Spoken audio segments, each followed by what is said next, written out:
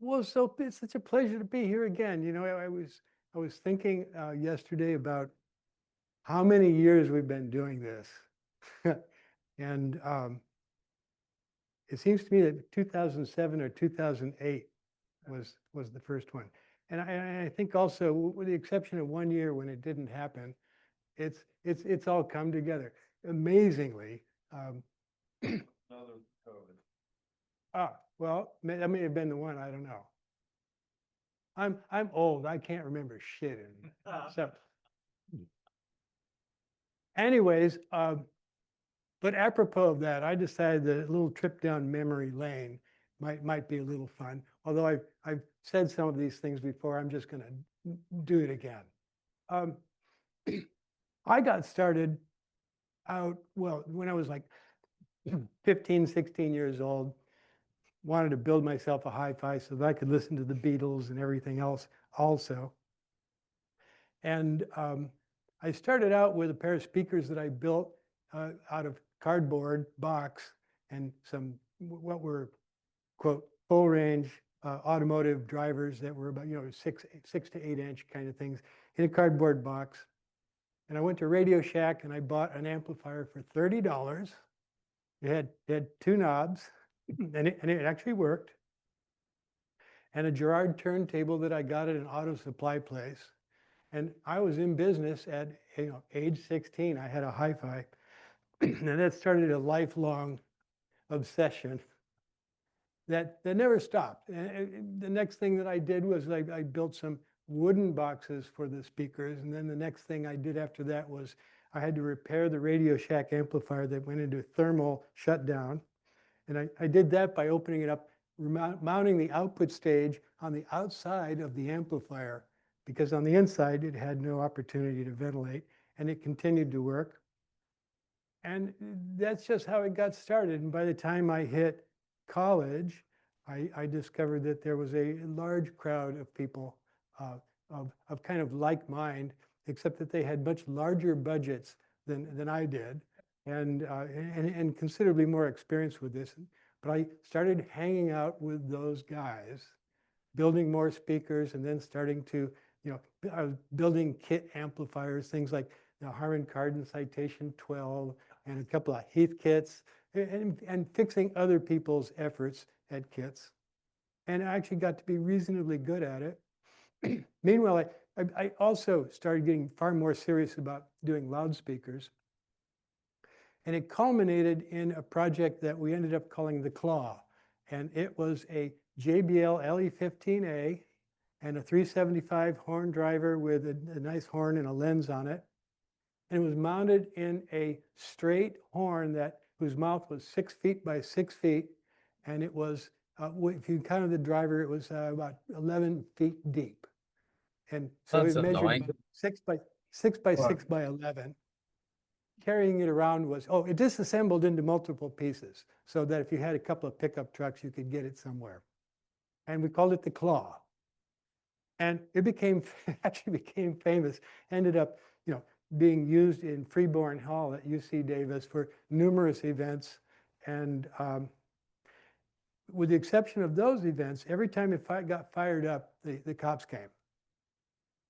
And we went, well, we're going to point it out toward, Davis is a huge campus, or used to be a huge campus full of empty space out to the west. It was just went on and on and on.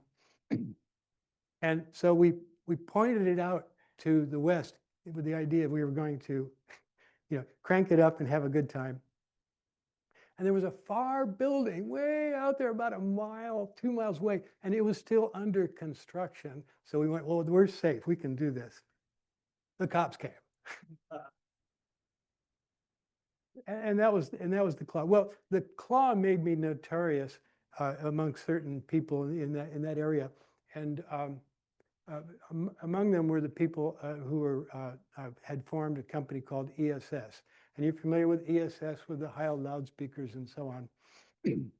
They were at that time more or less trying to copy what Infinity was doing. Infinity had the electrostatic, the servostats with a woofer, and the gentlemen at ESS were kind of doing things like that, kind of takeoffs on that. And they just went, well, you look like a real smart kid, you're hired. And so I started designing crossovers and boxes and so on. And I had been there just a few months. In fact, I was there actually during the latter part of any given day because I had to go to school by day. But a gentleman named Oscar Heil came and banged on their door one day and said, I have this tweeter that's the most amazing thing that you're ever going to want. And, and they just went, oh, yes, come on in, And they snapped it up instantaneously and cut a deal to manufacture these. And Oscar did all of the design work of the tweeter and so on. And they turned to me and said, you're doing the crossovers. And I go, absolutely. And I suddenly had a career step up. And well, that's how I started getting a real paycheck in audio and also access to parts and other pieces of information and connections to people who were more expert than I. One of those people was named Peter Wehrback, and he had been, actually, that was how I got introduced to ESS. He got a job to design amplifiers for ESS because they were ambitiously wanting to go after amplifiers as well. And he was a genius actually. And he came out with some 250, 300 watt kinds of amplifiers, largely similar to what you saw out of Bob Carver at I forget the name of Bob Carver's company. Hayes Linear, yeah. Anyways, so Peter started teaching me a lot about amplifiers. And I already knew something, I'd already built some kits, but I watched his technique and I kind of garnered the fact that you didn't have to be any kind of a genius to make an amplifier and make it work. You could riff upon things that were already there, and with a little screwing around, you had an amplifier and it would play. And it was like pretty amazing stuff for me. Anyways, so I got my start at ESS. And unfortunately, ESS, well, there were some problems at ESS that I won't get into, but I ended up unemployed by ESS. But golly, there was a hi-fi chain called Sun Stereo that needed a technician in Sacramento, and so I went there and I became a repair tech for numerous brands, Nico. We got Sony's, we got Pioneers, we even got the occasional Macintosh. Everything that they handled would run through the service department, and I got to manage the service department. So I picked all of the cherry projects that I wanted to play with that came in for repair. And I learned a lot more about how everybody else was doing stuff and what worked and what didn't work. And the guy who was the advertising / marketing, or one of the marketing people at ESS, was named Rene Besnay. And he was basically, he became a friend of mine. And he's basically along the lines of, well, you're a smart kid. Let's start our own company. And by then I was already out of ESS. And he was looking at it going, he didn't necessarily want to stay either. So we got together and we built some amplification up. And I had a cute little idea. And this was the first original kind of circuit that I ever did. And I built it. And here it is. This is like a 60 watt per channel amplifier. And there's, push-pull, complementary, follower. Everything about it was pretty mundane. Can I have the next slide? And here's the circuit to it. Now, again, really mundane stuff. Current source, diff pair, got a voltage gain transistor down here, got an active constant current source up there. You got right here, bias network. Okay, this is slightly simplified because there would be a pot there, and there's a couple of capacitors and such. But the point, and then after that, you've got an output stage, which consists of followers. You've got drivers, which are here and here. I mean, some of you will really recognize this, and but it's simple stuff, and it's like very standard. And then in the output stage itself, there was one thing a little different about this one. I stuck a diode here and I stuck a diode there and a resistor up here and a resistor down there. And what those four pieces did was it made the output stage remain in forward bias, no matter what it was you were doing. In other words, if one stage, normally with a class A, B, or even some class A low biased pieces, if say the positive stage is delivering a lot of current, there's not enough bias voltage in this bias voltage generator to keep the other stage on, so it shuts off. Well, because of the diodes in there, that stage remained on, because even if you cut off the drive to it, the resistor down there, for example, and no conduction here when you're on a positive, if you've swung positive and this guy wants to shut off because there's a load, this diode ceases to conduct. However, the resistor that's past that is attached to the supply and keeps feeding that stage, which should be shut down, on. Now, you would say, well, what about the diode? That's not running class A. That's not remaining in conduction. And yes, that's absolutely true. However, it's a lot easier to turn a diode on and off, little diode, which is a very high-speed little piece, versus an output stage which has a couple of series devices and have big junctions with capacitance and so on. They have a tendency to not be able to respond very quickly to a condition of going from off into an on state. So this became the first example of a non-switching amplifier that I'm aware of. It's entirely possible that somebody invented it before me. However, that was my first iteration. That's the simplified schematic for that. And you saw the gorgeous chassis and output stage assembly that I had in the previous shot. That was my start in terms of doing something original instead of just simply building kits or modifying what somebody else had already done. Next one, please.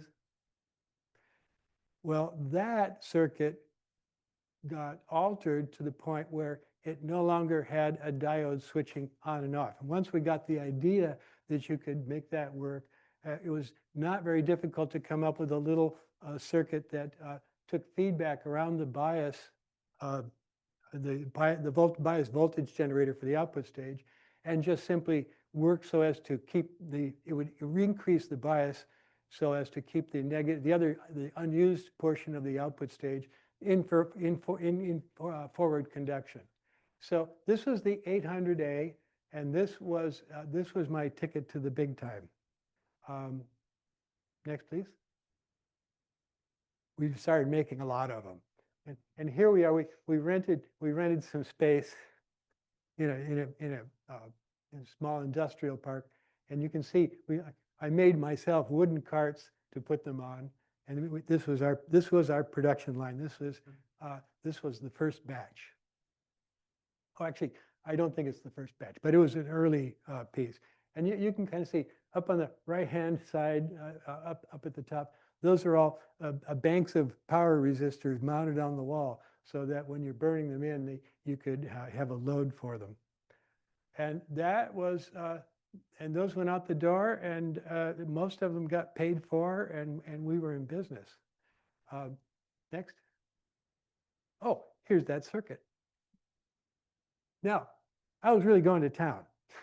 I had discovered that you can series and parallel lots of output devices so as to go for some really serious dissipation numbers if you needed to. And when you're starting to do high bias Class A or even Class A amplifiers that aren't quite Class A-ness as what some of the competition would claim, it still dissipated a lot of energy. And what we see is these are triple series set up on the output stage. You see that they're 3 high in both directions, and they are also 3 deep in terms of main output devices each, and then a driver, which was the same device also, and then a driver before that, which was a pre-driver. This was when I was really enjoying doing complicated amplifiers. And this is a fine example. 1975. and we got a patent on this. And in any case, the bias circuit here is really, this over here, these guys, that's just short protection. It's just, shuts the current down when it gets too high and the voltage is wrong. This is the bias circuit. It is a mirror imaged version of what I had before. It's just what we call a V sub BE multiplier, which is, you take, for instance, this guy is just a diode, really, and so is that. This is the device which actually generates the voltage that you're using for bias. And it is, the signal to it is modulated by looking at the output. And it looks at the difference between what the output is set at and what the drive is, and sets up a compensating increase in voltage. You could actually argue that a mechanism like that, without putting things into class A, has the tendency to create lower distortion in any case, because it linearizes some of the signal source, or some of the signal that goes through this thing to the output stage. So this is certainly this is probably the most complicated amplifier ever built.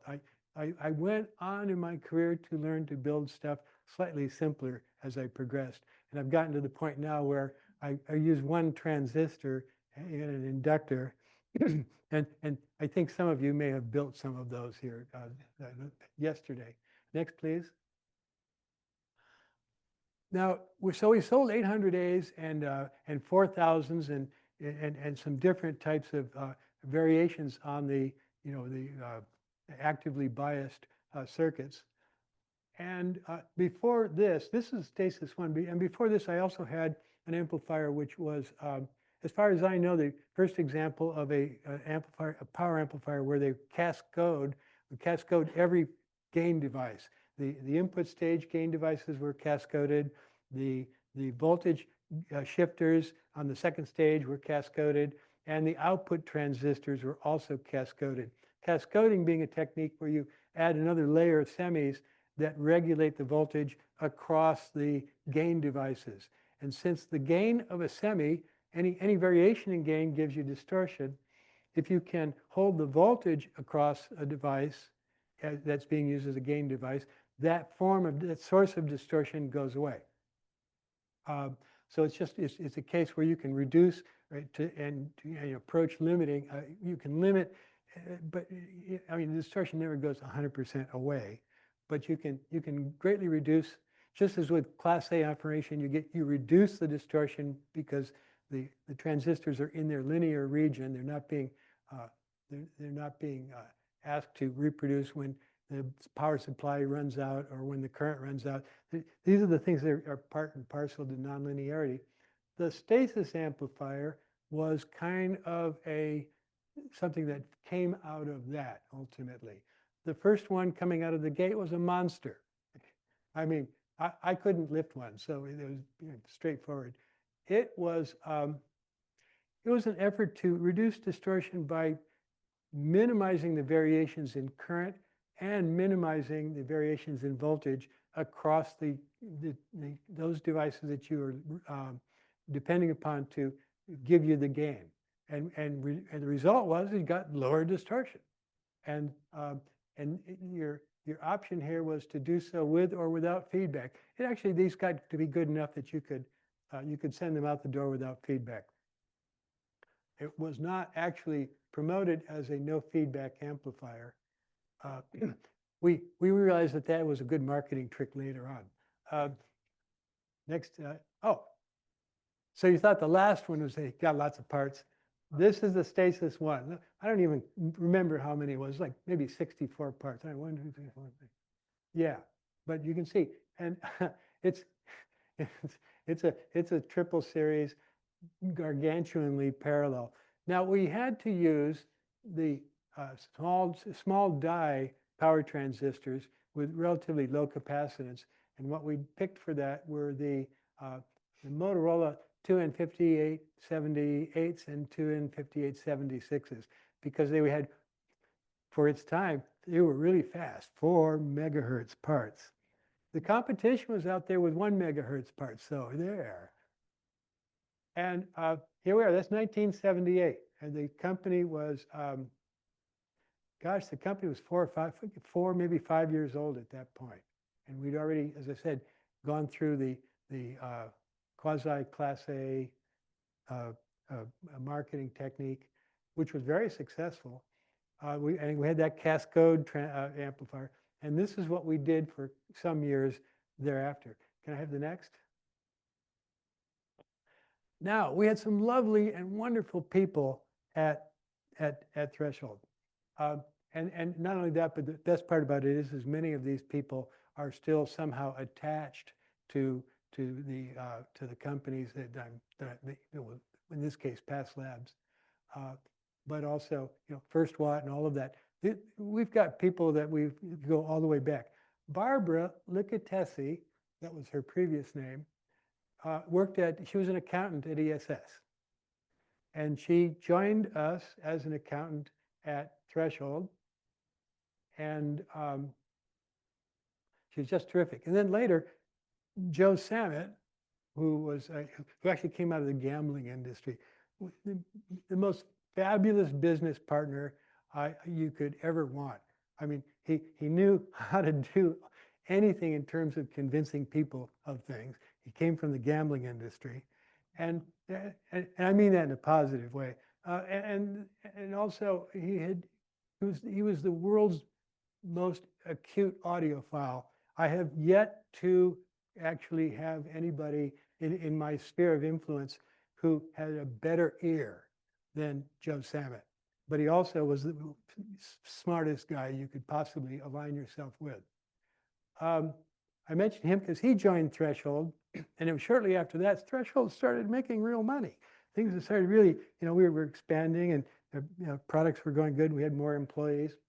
So Barbara joined the company, and after a couple of years, she and Joe hooked up, and she married Joe Sammet and became Barbara Sammet. And the adventures go on for some years, but ultimately, Joe passed away. But not before he went off for a couple of years and made Krell successful. And I had to lure him back. But prior to that, he had married Barbara, so she became Barbara Sammet. When I started Past Labs,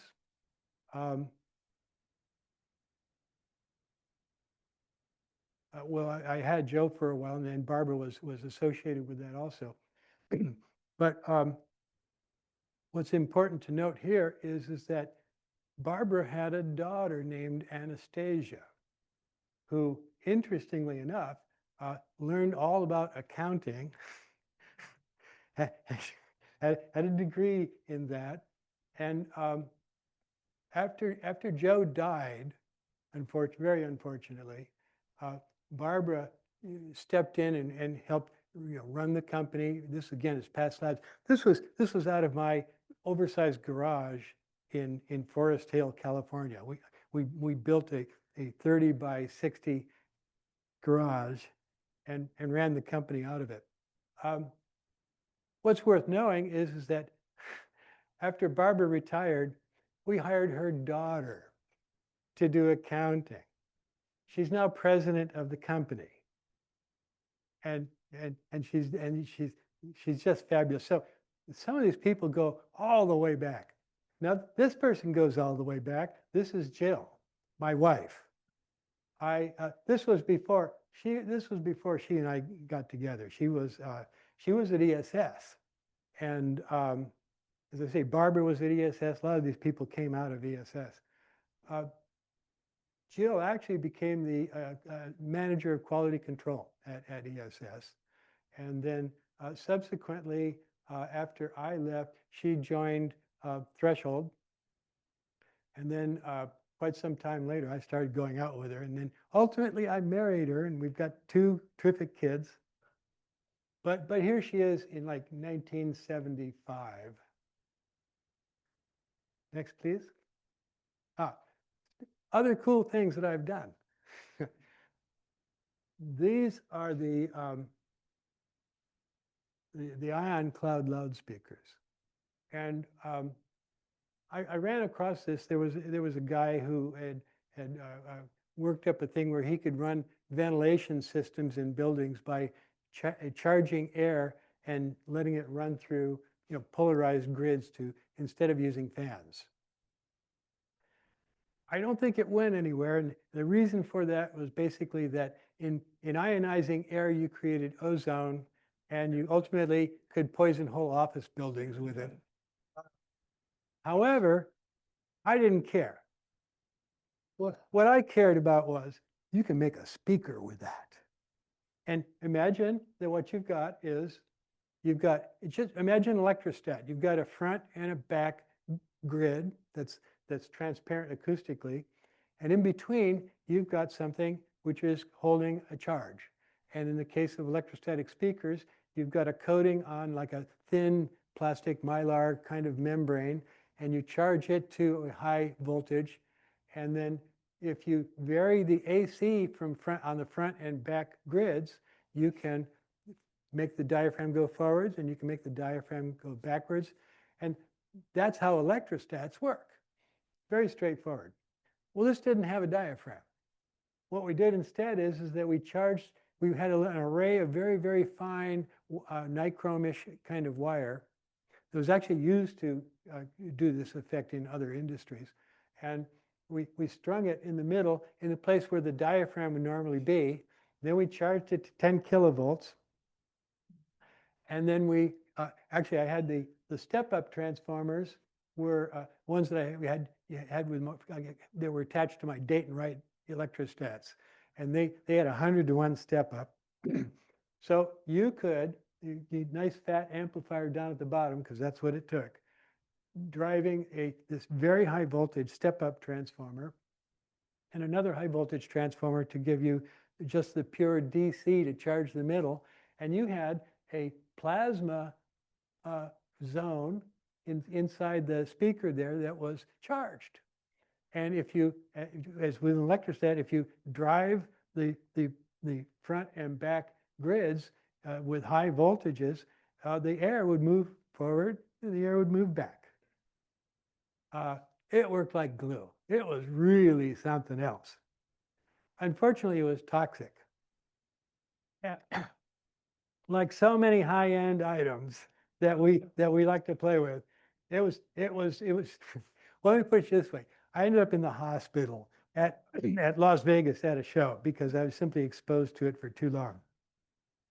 And the ozone binds with the blood-carrying molecules in your bloodstream, and suddenly your bloodstream isn't carrying oxygen to you anymore, and it doesn't feel good. I recovered from that, but after that, I couldn't stand to be around ozone at all. To this late date, if I get a whiff of ozone, I'm out of here. But it was a tremendous amount of fun. And it got me on the cover of some magazines and stuff like that. Another wacky invention. We've all seen the cartoons with the Roadrunner and the Warner Brothers kinds of cartoons where, you've got some black thing that looks like a piece of fabric and is circular, and you can put your hand through it and nobody comes out the other end. It's off into another dimension. I mean, you've seen that. There's a bunch of, it was a semi-popular mechanism in cartoons in the hands of Bugs Bunny. But it gave me a very good idea about doing something on the order of having a bass trap, which we all know what the problems with bass bouncing off of the corners of rooms and the modes that it generates, and they're at low frequencies, so you get these peaks and so on. And you can have acoustic absorption. You can get materials that absorb, and you can stick them in the corners, or better yet, not quite in the corners, because if they're in the corners themselves, the airflow is real low, and they don't work as well. The air needs to be passing through them to generate real losses. So most of the time, you don't actually put it in the dead corner. You move it out into the room a bit. But in this case, I borrowed from another cartoon yet, which is, you've got a microphone and a speaker, and you set it up so that if a sound is put into the microphone, it is canceled by the output of the speaker, which is out of phase. And somebody's trying to talk, and these are cartoons, right? Somebody's trying to talk, and the sound has gone away, and that's the basis for the amusement in a cartoon. Well, that's a good idea. So I put together this thing. It's kind of a bass trap. It's a big tube. It's filled with Dacron. It can be open or not open at the top. And I don't even, somebody asked me about that yesterday, and I go, I actually don't remember whether it was or not, but it was stuffed with Dacron. And it was surrounded, the tube was surrounded by absorptive materials, so it's just to get some passive absorption. But in the bottom was like an 8-inch speaker, okay, mounted so that it pointed at the floor. In front of it was a microphone. The microphone fed an amplifier that amplified whatever sound there was at this corner, in the corner of a room, best spot, negatively, so that the speaker, if for instance there was a positive pressure occurring at where the speaker was, the microphone would send it or sense it, and the amplifier would make the loudspeaker suck that suck up the pressure. And basically for that zone, it was very effective at canceling the air pressure in that, and pretty effectively nulled the kind of modes that you get, which are corner to corner in the room, the most fundamental kind. Worked like glue.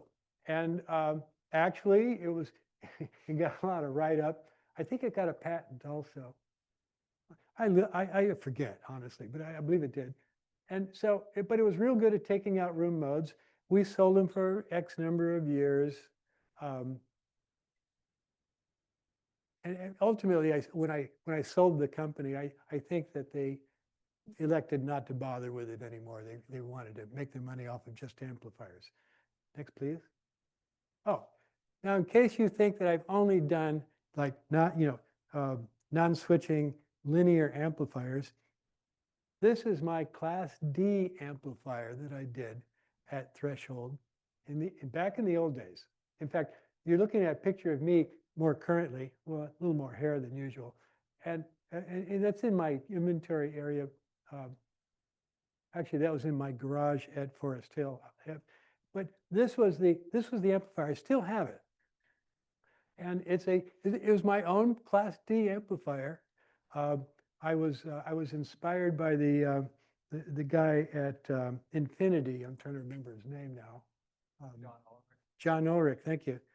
John Ulrich had done a real nice Class D, and I went, well, I need to at least give it a shot. Well, I did. It's a discrete piece. It's not very powerful. It's like 25 watts or so. It sounded good. In fact, I even had critics who heard it go, that sounds really good. And so there it was. Never developed it further. I still have it, however. One channel had failed on me, and I went, oh, yeah, I didn't want to fix it. Years go by, and I went, oh, I pulled it off the shelf, fired it up. Oh no, it was working fine. So now it's in my sound room again. But just so you know, I did do a Class D amplifier, and this would have been, I'm trying to even remember. It goes back so far. Well, but we know it was Threshold after Threshold started having silver faceplates. So I don't know, early 80s would be my guess. Next, please. Oh, now I want to talk about cool things that other people invented, okay? And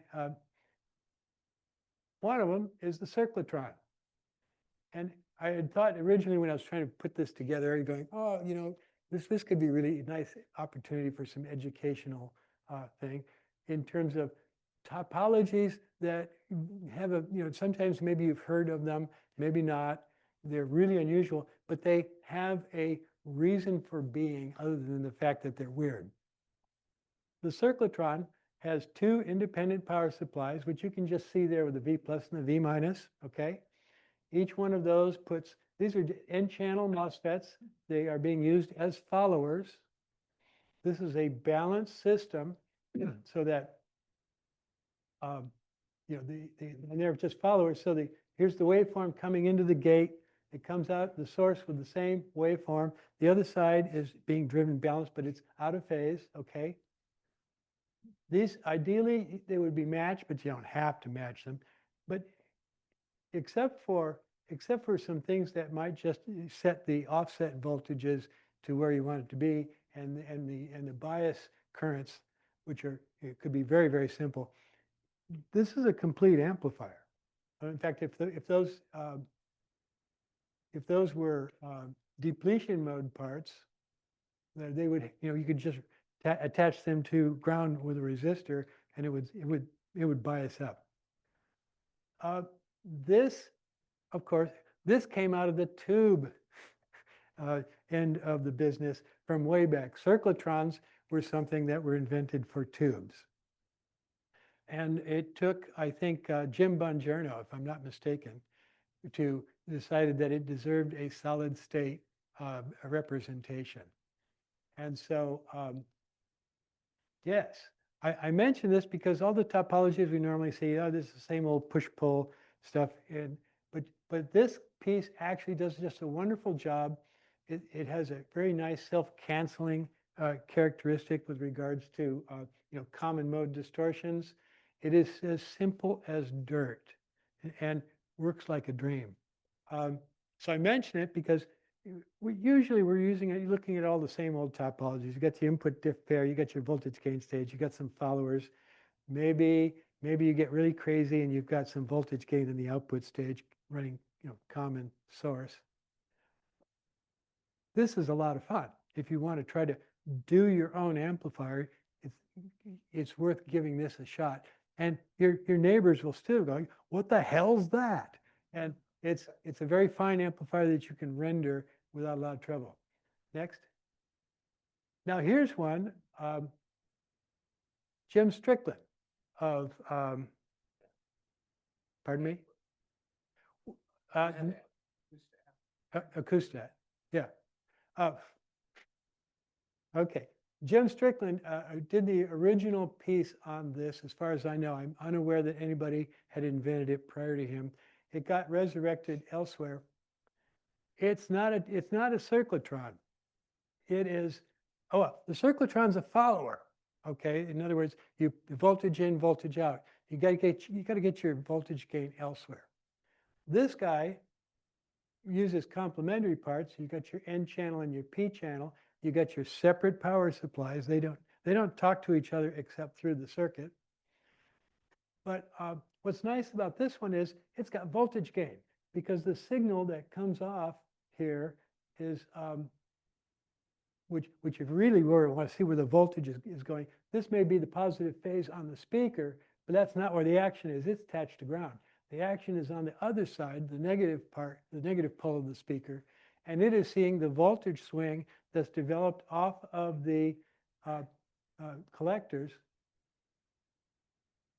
not collectors, drains of the, in this case, MOSFETs, although, yeah, you could use collectors, but bipolar would work just fine. This is a fabulous circuit as well. I haven't seen it duplicated elsewhere, and but it got named the Transnova. A topology is really worth thinking about and considering. I'm not sure, but I think that this is familiar. This is our build camp piece for the headphone amplifier. Now, when I was asked, I had volunteered to do the project this year, and some smarty pants said, "Oh, but we want to use the LU1014s." And I'm like, "Oh, God, they're a pain in the butt." They're a pain in the butt because here's this little part, and it's got this terrific curve. Well, if you look at it at the curves in the operating area, it goes from 0 to about, I don't know, real low voltages. It doesn't hold doodly for voltage, but it's rated at 50 amps. Well, that's what I need for headphones, is what I was saying. Give me that 50 amps of current. But actually, as was discovered in the F3 amplifier, first watt, if you were to cascode it and you keep it in that region from somewhere between 4 volts and say 8 volts, very low low region of change for voltage, uh, it behaves really rather nicely. In fact, it has a characteristic that looks like a triode. That is to say, as the voltage goes up, it has this nice little curve that looks just like a triode. And that's why, and so what I did is, in the case of the F3, I cascoded it. I gave it a big brother transistor that held the voltage relatively constant across that part. And so it had the opportunity to mimic being a triode because I kept it enclosed in a little region, and it delivered the current without the voltage. And the cascoding transistor is the thing which shoulders the load with regards to the high voltage. So in this case, though, after I thought about it a bit, I realized that actually the Q3 1014 here, we got a 12-volt supply. We put that thing so that it's got about 5 volts across Q3. So it goes like about plus or minus 3 volts or so. Well, it turns out in a headphone, normal dynamic headphone, 2 volts RMS will deafen you after a short period of time if you're listening to Frank Black. They're really, really sensitive. You don't need a lot of voltage swing or current. So it almost can be, almost can be driven by a preamp, not quite. So in this case, what we've done is we've set the Q3, it's only got 5 volts across it. The other 7 volts appears across these R4 through R8 resistors, and they just sit there and get nice and warm. They're just biased for it. And they total out at what we got? We got 5 of them. Well, no, we got 4 of them. So it's like 16 ohm load for the output transistor. Nothing to get excited about. Little heat sink, a whole less than a watt of actual power getting done. However, runs like a dream. No feedback. It's got a nice second harmonic characteristic. Drives a headphone just fine. And the voltage gain comes from this, and you love it, $4 transformer that comes from our good friends at Triad. If you buy 100, it's $4. Otherwise, it was like $5. So, and just to really snazz it up and spend some money somewhere, I put Toshiba input JFETs on it to give it that air of class and the utmost of. We all know. I mean, got those Toshibas. Go try to buy some. Well, call me if you need any. Pardon? Yes. What system makes them? They do, and they charge a fortune for them. Yes. Say, well, all my career, I have hoarded transistors. I now have about 1 million transistors. Now, people who've seen my place, they'll tell you it's. Well, Vincent will tell you. He's helping count them. But I can't help myself because some of these parts are just beautiful. They're lovely. And and not only that, but you get them back in the old days and nobody cared about them. They were cheap. And then after they go away, suddenly, ooh, they're really expensive now. Well, if you own 500,000 of something, gee, if it now costs $1 instead of 10 cents, it's better than the stock market any day. I don't know if that's the last one or not. Oh, it's not. Nope, there's the Zenductor 3. I guess this probably is going to be the last one. We'll see. This is just the latest copy of it. I continue to remove parts. That's actually what I really love to do with the amplifiers. How much stuff can I take out of it before it becomes unlistenable? I haven't hit that limit yet. In this case, if you compare it to the earlier ones, you'll see, or especially the one, but even also the two, you'll find that it's got fewer parts. I have one on my bench that has considerably fewer parts than this. And then I have another one where I'm still scrounging to get it down. But the goal here is to have an amplifier with a single FET and 1 resistor and 1 capacitor. Let's see, is that right? 2 resistors, or 1 resistor and the coil. Now, the whole thing with the coil, the whole thing with those inductors comes out of the fertile brain of Mike Rothacker. And so I'm always obligated to give him some credit here, because he's the one who nagged me into getting involved in this sort of a thing. Bless his heart. And the thing about the inductor, what's so special about it is the inductor stores energy in the form of a magnetic field. And you've got a transistor. In this case, you could have it attached down here where R1 is instead, in a follower arrangement, or attached to the drain, and as you see at 35 millihenry, in a common source with voltage gain and current gain arrangement. If you've got current bias, if you're biasing this thing up with about let's say an amp of current going through the inductor, through the transistor to ground, you have stored what we think of as an amp's worth of current. You've banked it. And when this guy, the transistor, says, okay, I'm going to shut off, I'm going to shut down on the current, which in this case would be talking about wanting a positive output at the speaker terminal. It has a limitation of what it can do. It can only shut down and maybe deliver at maximum the supply voltage that was the V plus figure. But the energy stored in the coil says, oh, wait a minute, I've got a bunch of energy here that I'm going to let you have, and you can double that voltage nicely.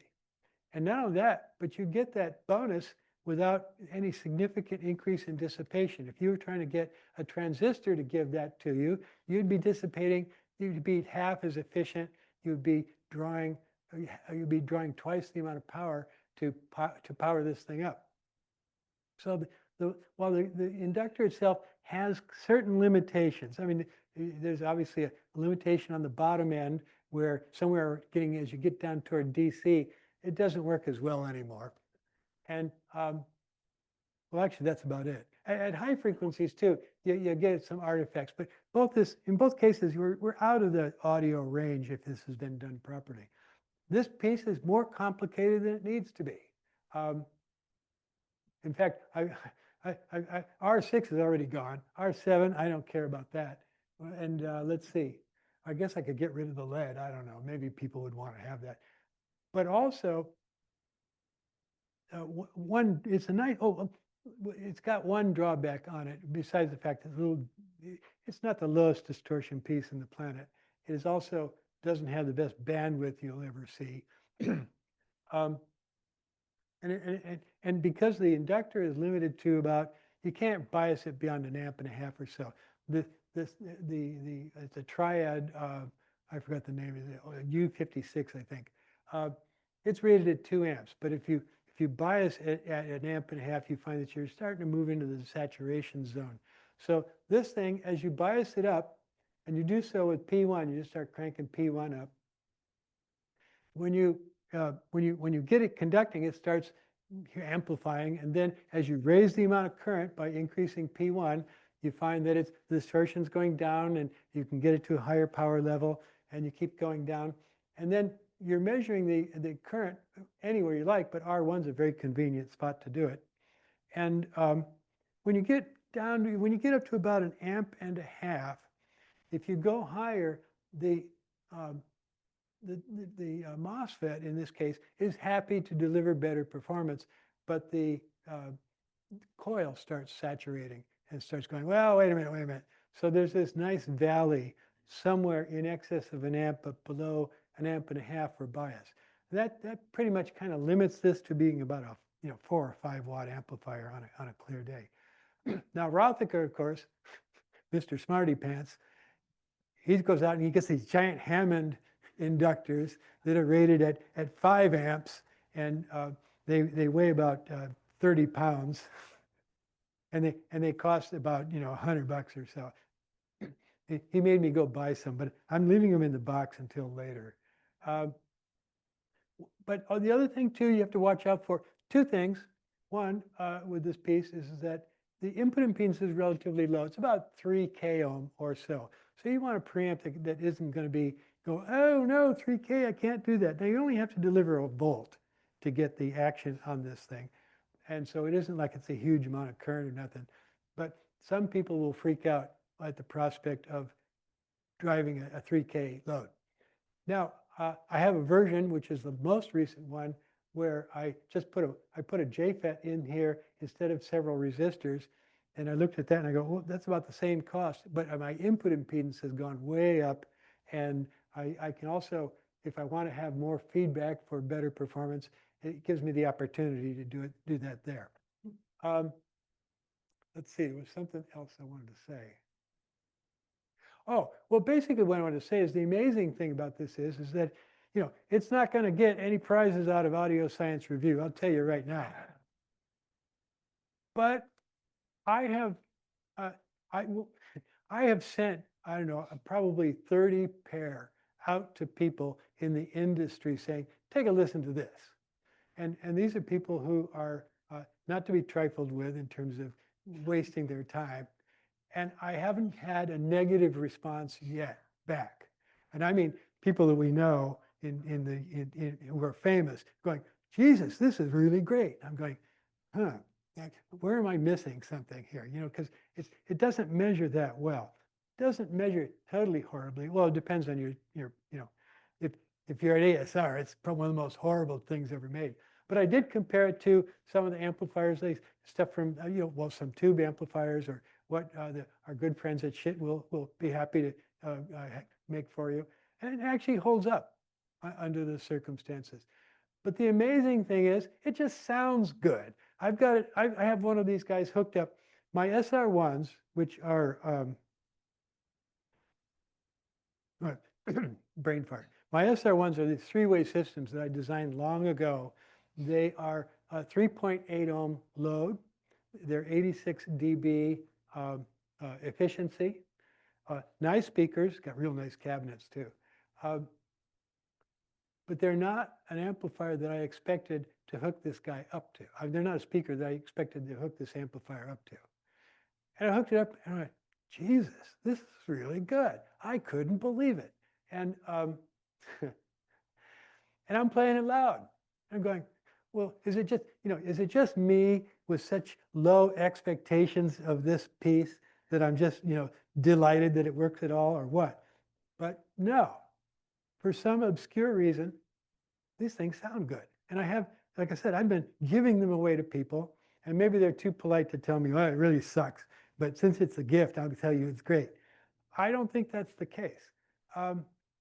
It's just got a character that a lot of people like. I'm not saying everybody likes it. But I am saying it deserves a good listen because you might be one of those people who appreciates that. I don't know if there's another slide or not. What is the 3 dB down frequency at the low end? That's it. Oh, 3 dB down. It's I think about 8 hertz or something. It's down about a decibel last time I looked at 20. It's also down about a decibel at 20K. Opening up the floor to questions. Does anybody have One last thing. One last thing. I'll shut up. The damping factor isn't very good. It's about 3 or so. And I discovered that that's important. My SR1s have got a fairly flat impedance, but I got those Dayton B65 speakers that they're selling for $59 a pair. I got a pair of those. I went, Jesus, these are $59. It was nice wood on top of that. It was gorgeous speakers. Steve Guttenberg gave it a review a few weeks later going, wow, these are amazing. They truly are. You can tell them I said so. But I hooked the Zenductors up to them, and I went, geez, this is really, it's really peaking somewhere. There's something wrong. I measured the impedance of the speaker and found out that, oh, it was, from bottom to top, your perspective, it was all real nice, something that's, 6 ohms or thereabouts. And then when you got to 1 kilohertz, it went up to like 60. And the low damping factor of the amplifier brought that forward. I fixed it. Well, there are 2 ways to fix it. You can put a resistor across the speaker. That'll do it.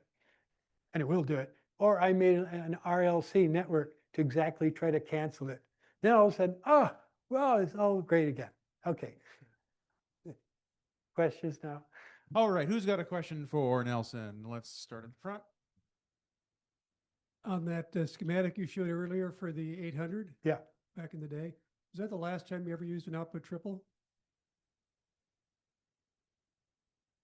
I'm Um, asking in part because Bob's sitting right here in front. oh, I think so. Well, no, that's not true. They'll output triples in these stasis ones. Oh, okay. And one other thing, can you say something about the project amplifiers, the 820, possibly the 840, what motivated you with to publish those? Well, motivation's a weird thing.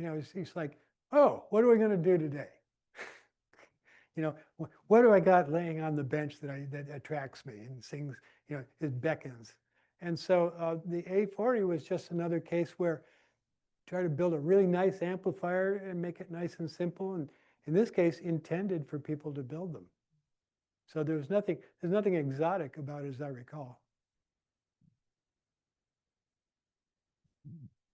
The cyclotron and the transnova, they require two floating power That's supplies, correct. right? Yeah, they have to float.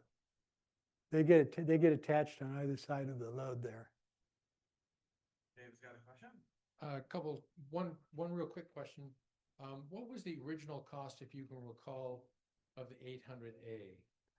Oh, gee, I'm thinking, I don't know, maybe $2,000. Yeah, and $1978. That would have been actually, is that right?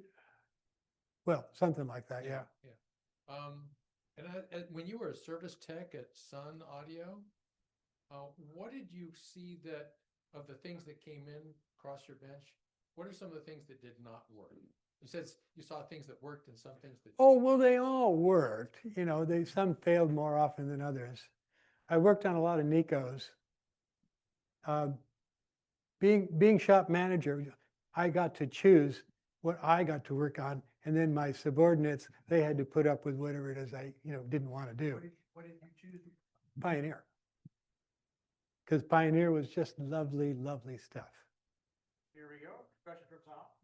We have small cheap inductors and we have large expensive inductors. We don't have moderately sized modern inductors.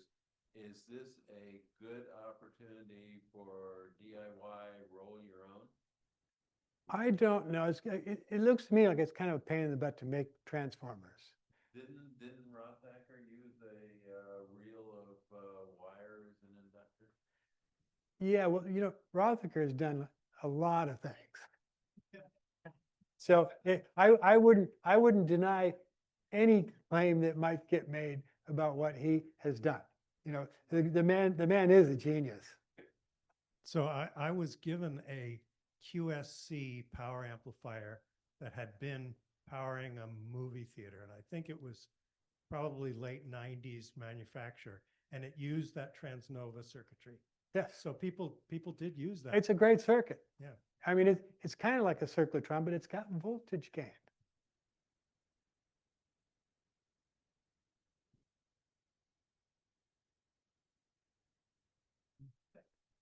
Thank you for coming today, Nelson. I may not have been paying attention. You're talking about a headphone amplifier that had a K170 and a J74 as an input buffer or something? Yes. Can you tell us what that item is? And do we have one for sale today? Oh, the store at DIY Audio still has, I invested in those parts, and DIY Audio has also invested in those parts. And in both cases, we are the happy recipients of the foresight of a gentleman named John LeGrew. John LeGrew, who is Millennia Media, which if you have gone over to where the Altecs are playing, you see the Millennia DAC, which is a brand new thing. In fact, I could spend some time talking about that right off the top. These are the guys who just extended the number of bits of resolution on DACs by orders of magnitude. In his case, these are smart cookie. When Toshiba announced that they were going to get rid of these parts, they were going to discontinue them. LeGroux bought literally 500,000 of them. And I bought a bunch, but I didn't go in that deep at all. And there was another guy in the industry who claimed that he bought 500,000, but a few months after they were discontinued, he was looking for some. So I don't think he actually probably did. But LeGroux actually did. And actually, I have recently got 100,000 of those parts from him. And he apologized that he was making a small profit on them. I said, believe me, John, I could turn them around and sell them for 5 times what you're charging me. I got no complaints. Well, his DAC, which has received a patent, is getting a lot of noise and play, we have one in the back here, hooked up to the Altex and was playing, is kind of a game changer. He's an amazing guy, but he's also the guy who went and bought the semiconductors when they were still available at 30 cents.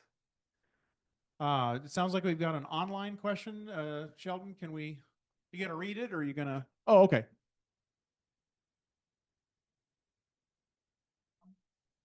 All right, this is from David online. The Zenductor 3 looks a lot like half of the choke-loaded Son of Zen from Zen Variation 7 back in the day. Do you remember anything about that amp, and have you given much thought about a balanced Zenductor recently? Well, I don't recall that very well, but I will tell you that I don't know, maybe Rothacker stole that idea from me. Yeah. Who can say? What I will say though is that Mike has been pushing on the idea of a balanced inductor, which uses a single inductor which is center tapped. And you take and ground the center tap, and you've got the 2 N-channel, I'd say MOSFETs. You got and these are the sources right here, and they are driving the 2 halves of this inductor, which centers ground, opposite phase, and that works like glue. It works even better than the little single-ended one. But the single-ended, first off, it's tough to find an inductor that matches those characteristics. There's nobody out there. I've talked to Triad going, what I really want is a little beefier thing like the one that you've been selling me, and I want a center tap on it. He goes, if you place it in order for 10,000 of them, we'll be happy to accommodate you. Now, if we all get together and order a bunch of these, we might just achieve this. Meanwhile, Mike has solved this problem on his own in terms of getting actual prototypes to work. It's terrific. And so it's a good question, because that's, from my standpoint, probably the next step that we would chase for playing with the Zenductor. And you can think in terms of using transformers for that sort of thing. One-to-one transformers would do it if they have the right kinds of millihenries and the current ratios are there. So you can look at that. By now, I wouldn't be surprised if Mike hasn't already found a nice part and hasn't told me about it yet. One of the things that I'd like to say as we're closing up the talk portion of this burning amp is that never mind how generous this man has been to this community for, 50 years now, literally. More importantly, I think, is that he's just a hell of a nice guy, like a genuinely good soul and a hell of a nice guy.